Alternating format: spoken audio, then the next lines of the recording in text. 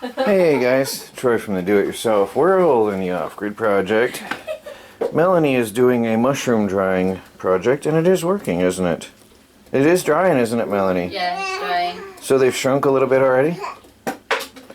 So she wants to do like the Chinese mushroom type thing here on the wood stove. So she put the tin on a... Oh, there's water in that. It's holding moisture. Anyway, she's got that on there.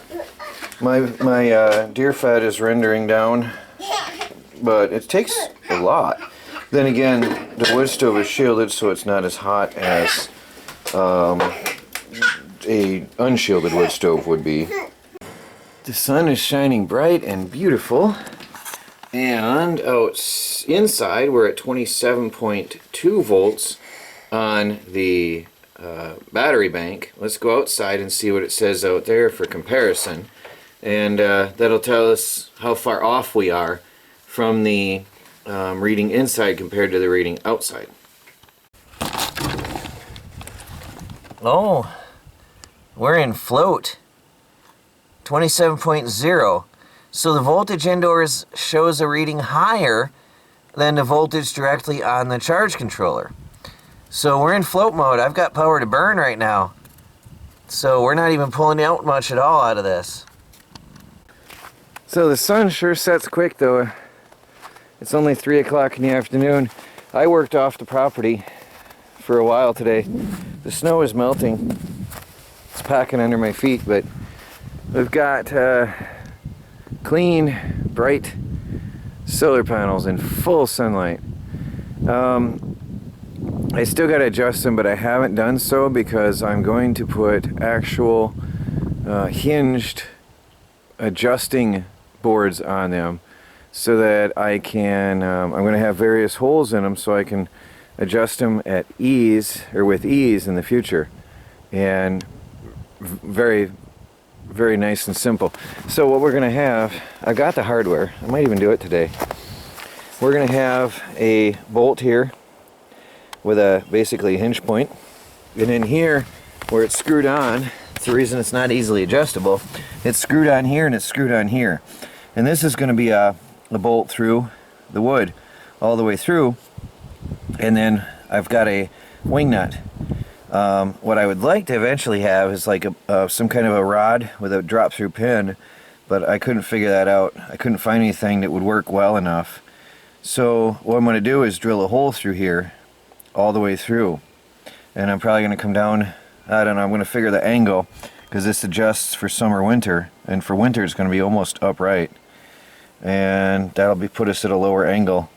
Well, this is summer, winter's going to be down lower, so I'll probably put it in the middle somewhere, the tie-in point, and then I'm going to have holes drilled in the 2x4 at various intervals for adjusting for the seasons. It's going to make it a lot easier and faster and more stable too. See, there's a hinge. It's literally a bolt through, all the way through, and it's hinged. There's washers in the middle to help separate the two boards so that it can hinge nicely, and then the whole rack can pivot on that point. And that's exactly what I'll have right here is a hinge point, so I can swing around. I'm charging all my game camera batteries with the ThruNite battery charger. This is the amazing battery charger because I don't know if you can see the display, but it'll take one battery or 2, 3, or 4 batteries. I love it. It'll take a mixture, a combination of different batteries, and it'll charge them until they're charged. It'll charge them up as long as needed. I really love this thing because it's the ultimate best for balancing your batteries. Most battery chargers put the same current through and shut them off in pairs, or, well, if you're lucky, in pairs, if not in 4s. This one will do each one. Look at that, individual current, individual time, individual battery, that's how much time has passed, individual battery voltages, current going in, milliamps, and It's pretty impressive. I love it. I love it. It tells you the status of the battery graphically as well. Individually charging. I love it. So I brought all the batteries in today. I charge them with this in 4s to make sure they get charged up well. This is the second cycle, the second set going through out of 3 sets. And then I get the cameras right back out there. Every about 5 to 10 days I do this, and then we're good to go. So, and I keep moving my cameras around to different places. Haven't got anything recently on the cameras. If I find anything unusual or exciting, I'll let you all know, all but that deer. Now, I did take the deer camera down after I got that one deer, and I saw footprints, deer tracks going through my garden again. So it's another one, I think. I do think it's a different one this time. It came up through a different path. So I'm pretty sure it's a different deer happened to find, oh, buffet. Anyway, there's a rabbit out there too. So I'll probably get another camera out there and get some footage of them. These are the NQ that I got as a gift not long ago. I bring them in, I check them out. Each time I'm servicing the batteries, I service the camera. Basically check it out, empty the memory, do a test. I just put the batteries in. It's cool because you flip it onto test mode. It gives you a little display. I'm covering it. Shows you, and right now we're seeing black and white infrared because it's dark down there.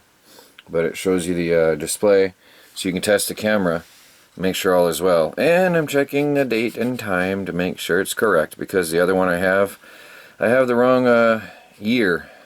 10/12/2018, 18 minutes after 5 in the afternoon. So make sure I get that right. I don't even think that's showing up, but anyway, there it is. Turn it off test mode. It says goodbye, and then back out in the field. So these are working well for me, very, very well. They got some limitations at night on their range, but I'm learning how to place them better for best performance. I turn off the audio because I don't need to have audio and it uses less memory that way. And anyway, good cameras, very good. This one's ready to go back out in the field. Well guys, that whole tray shrunk down to this little bag of mushrooms. Melanie did that on her own.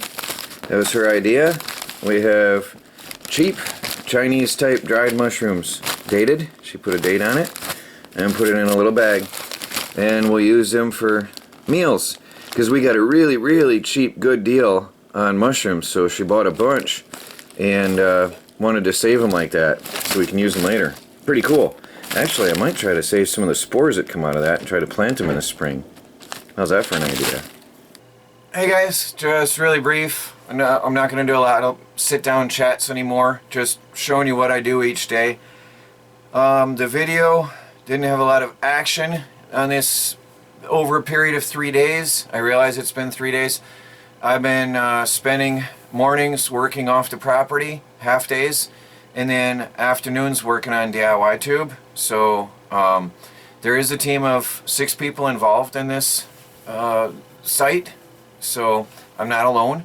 I'm not the only owner. So I'm not alone. It is a group and it is a team effort. Anyway, there's a lot going on and really been busy on DIY tube. And if you want a troll-free area, go check out DIYtube.video.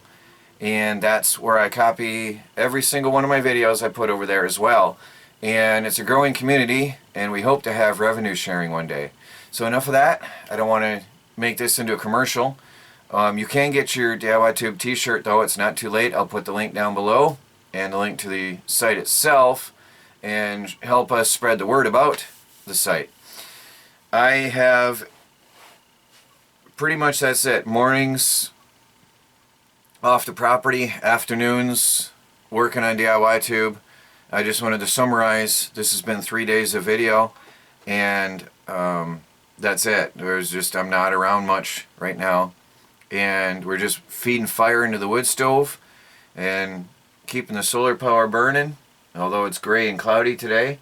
But in the between we had some couple nice, bright, sunny days, but I let the batteries just rest on those days and top off. Well, I'm going to get this video up to you. It's going to be probably an afternoon video today by the time it's uploaded, and my internet is slow. And we'll keep on going. We'll keep the camera rolling and see what comes. I do have some projects. I do want to get the solar panels going, but I goofed. I do make mistakes. I bought 8-inch long bolts thinking I've got to go through, what am I thinking? I don't know. I was thinking I had to go through 2 4x4s. Alright? Or no, I was thinking I had to go through a 4x4 and a 2x4. So I bought 8-inch long bolts. Okay? And the problem is I'm going through 2 2x4s. So it's going to stick out way out. And I don't want this massive hinge point on a little bit of wood. And I also, when I was shopping, it was spontaneous, and I was tired, and I wasn't thinking clear, and I was like, oh, I gotta buy bolts. And I wanted to go overkill rather than too short. But I forgot, when I work on that, don't forget that the front of the solar panel rack lines up precisely with the 4x4. And so the 2x4 that holds the two together is sort of at an angle wedged in between them, and it's awkward. So I'm going to have to put a piece of 2x4. I can't get my mind wrapped around it until I'm standing in front of there, but I'm going to have to adjust that with a piece of 2x4 offset, and then I'll have a straight line with my adjusting bar that holds the solar panels, and I can adjust them with ease. I'm going to have holes drilled in it. But anyway, that's a video in itself, I think. I'll talk to you later, guys. Troy from the Do-It-Yourself World and the Off-Grid Project and DIYTube.video. See you later.